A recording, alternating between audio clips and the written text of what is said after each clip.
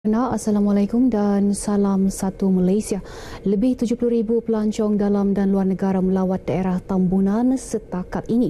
Jumlah pelancong tersebut yang melawat pusat-pusat pelancongan seperti Taman-Taman Sabah dan Gunung Terusmadi dijangka meningkat menjelang akhir tahun ini. Pegawai Daerah Tambunan Thomas Logijin berkata peningkatan kehadiran pelancong berkenaan berikutan kejayaan pelbagai program yang dilaksanakan menerusi Tahun Melawat Tambunan 2017, termasuk penganjuran konsert Christmas Sabah VFM 2017. Beliau berucap demikian ketika rakaman konsert tersebut di Pisempurwan Square Tambunan.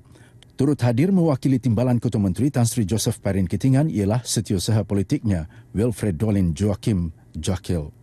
Menurut Thomas, penganjuran pelbagai program berkaitan pelancongan di daerah ini secara strategi Lautan Biru Kebangsaan NBOS melibatkan pelbagai jabatan dan agensi kerajaan turut menyumbang kepada peningkatan kehadiran pelancong. Konsert Christmas Sabah VFM merupakan kerjasama antara Jabatan Penyiaran Malaysia Sabah dan pejabat daerah Tambunan yang dijayakan penyampai-penyampai Sabah VFM dan artis tempatan Sabah. Konsert turut dihadiri pemangku pengarah penyiaran Sabah Malinazia Datuk Muhammad Julaspi. Para pelabur di negeri ini disaran memanfaat kemudahan dana strategik pelaburan domestik DISF yang disediakan kerajaan untuk meningkatkan daya saing syarikat-syarikat di negara ini dalam pelbagai bidang terutama penyelidikan dan pembangunan serta latihan. Pengarah Eksekutif Perancangan Strategik Pembuatan Lembaga Pembangunan Pelaburan Malaysia MIDA Zabidi Mahbar berkata, sejak diwujudkan pada 2012, tiada permohonan dibuat pelabur di negeri ini mahupun pemain industri kecil dan sederhana SME. Ini merupakan peluang kepada syarikat-syarikat tempatan untuk memodernkan kelengkapan mereka dan memenuhi permintaan luar selain mendapatkan persijilan antarabangsa untuk menjalankan penyelidikan dan latihan. Kita telah menjalankan promosi dari semasa ke semasa. In fact, ada promosi yang kita jalankan khas untuk memaklumkan kepada pelabur tentang DISF ni. Tapi malangnya mungkin sama ada mereka masih lagi tidak memahami ataupun mereka rasa mereka tidak berkeupayaan untuk memohon grant ini. Zabidi bercakap dalam sidang media sempena seminar pelaburan domestik Malaysia Timur di Kota Kinabalu. Terdahulu ketika berucap dalam seminar tersebut, katanya strategik dan penyelidikan berkaitan masa depan sektor pembuatan serta pembelajaran 3 dalam 2 sektor berpotensi di bawah rancangan Malaysia ke-11 dan rancangan kebangsaan bagi industri 4.0 dijangka siap pada suku pertama tahun depan.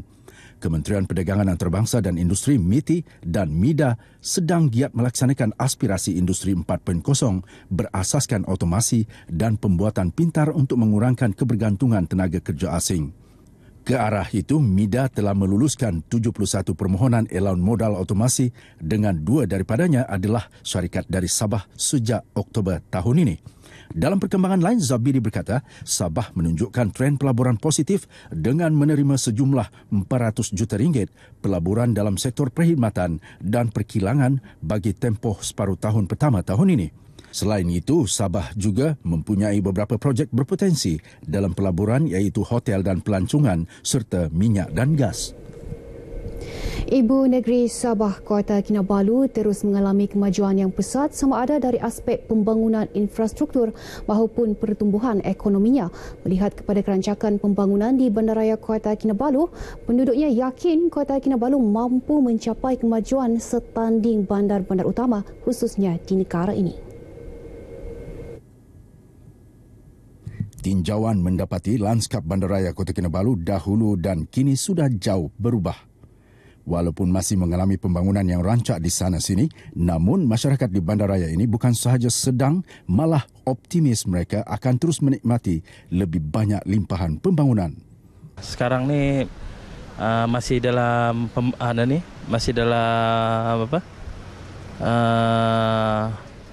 under ni kan construction semua kan. Jadi mungkin akan lebih baiklah dia punya ni pembangunan di Sabah. Tidak sekadar jalan raya, Bandaraya Kota Kinabalu kini rancak dilengkapi lebuh raya, jejambat dan persimpangan bertingkat. Lebih-lebih lagi, dengan pembinaan lebuh raya Pen Borneo, selain pembangunan pusat-pusat komersial dan perkhidmatan Wi-Fi percuma yang menggalakkan lagi ekonomi digital. Bagi penduduk Kota Kinabalu, pembangunan di Bandaraya Peranginan Semula Jadi ini perlu terus dipertingkat demi mengekalkan Kota Kinabalu sebagai lokasi tumpuan pelancongan. Ini Kota Kinabalu kita bangunan bolehlah. Kita boleh tengok boleh cantik lah. Ada juga pembangunan yang baik dan ada juga belum memuaskan lah. Kalau boleh diperbaikilah di sekitar Kota Kinabalu ini kan bandaraya kita. Sesungguhnya, kerajaan melaksanakan pelbagai bentuk pembangunan demi keselesaan dan peningkatan taraf hidup rakyat. Justru, wajarlah ia dijaga demi faedah bersama. Baik, sekian berita dari Sabah petang ini. Kembali kepada Fiona di Angkasa Puri. Silakan.